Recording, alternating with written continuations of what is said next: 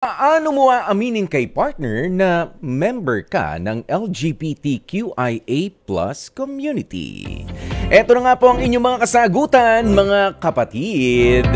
Bilang pagdiriwang ng ating Pride Month, syempre nangyayari naman ho talaga ang ganitong klase ng mga eksena na later on sa inyong relationship, tsaka lang na-discover ng inyong partner o tsaka lang nabubuo talaga sa kanilang katauhan na, ay, oo nga. Hindi talaga ako ganito o ganoon katulad ng pagkakakilala ko noon sa sarili ko.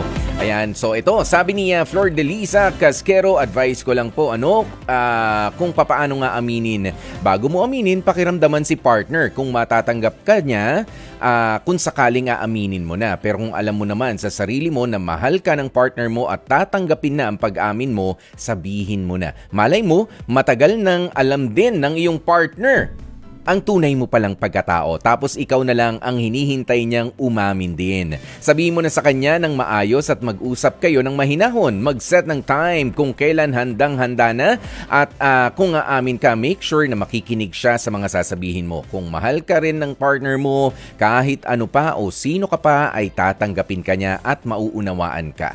Okay, maraming salamat sa iyo, Flor de Liza Casquero. Si Darwin Rosel, sabi niya, if I'm going to admit as a member of LGBTQIA+ community, lakas ng loob ang kailangan para sabihin sa partner ko. The earlier, the better.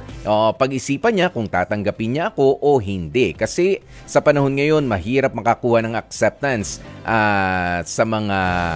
Ayan, mahirap na ang makakuha ng acceptance. Ayan, kahit pa nga yung partner natin, ano? Kasi parang ang dating daw po sa iba niyan, para silang pinagsinungalingan.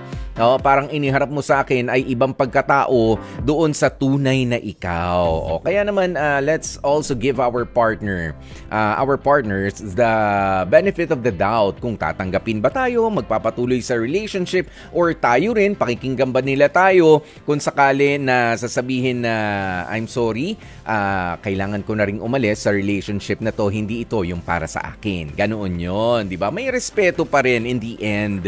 Ayan, sabi naman ni Jason Abulencia, kung sakaling ganyan ang sitwasyon, sasabihin ko na agad ang totoo. Kesa sa iba pa niya malaman at hayaan ko siyang magdesisyon nang hindi ko na kailangang ipilit pa ang sarili ko kung sakaling aatras na ba ang partner ko. Magandang punto rin. 'Di ba? Naaaminin mo na lang kaysa sa iba pa malalaman, para ka nagtatago at yun nga, para mong niloloko pa yung partner mo. Ganun ang datingan. Ayan, sabi naman ni Lydia Estaliero, ipagtatapat ko sa kanya, Kuya Poy, kung ano ang totoo at kung sino ako, nang sa ganun ay hindi na magsisi sa huli, para matanggap din niya kung ano ang pagkatao ko as LGBT. Mas mabuti na yung malaman nila ng maaga kesa patagalin pa. Tsaka parang ang hirap din kumilos nun, ano? Na parang ibang tao ka sa harap ng partner mo, pero ibang tao ka rin sa harap ng mga tamang tao na nasa paligid mo. Kung saan na ilalabas mo yung tunay na ikaw. Wala ho talagang anong tawag mo rito, walang makakapantay doon sa saya na makilala ka ng partner mo talaga. Ayan, sabi naman ni Enrique Vista, para sa akin, tatanungin ko ang aking sarili kung kaya ng partner ko o kung hihiwalayan niya ako sakaling ipagtapat ko sa kanya.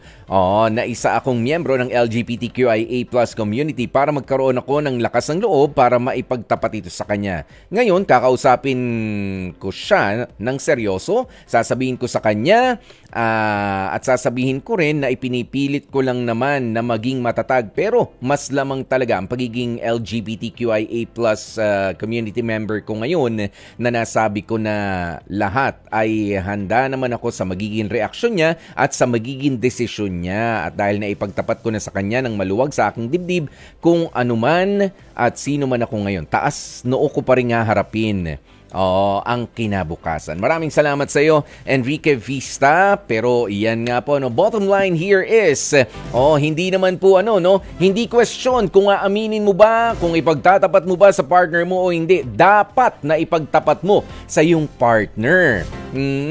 Yung timing, oo naman, it matters. Yung timing, ayan, pero kailangan ba na sabihin lang natin kung alam natin na tatanggapin niya? Hindi rin ho.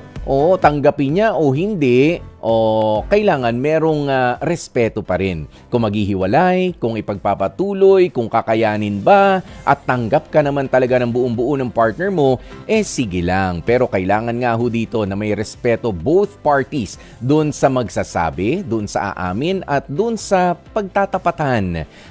Wala naman hong masama doon. Basta ang importante, totoo tayo sa ating mga sinasabi, ikinikilos at ginagawa sa harap ng ating mga sinasabing mahal na mahal. Ganun.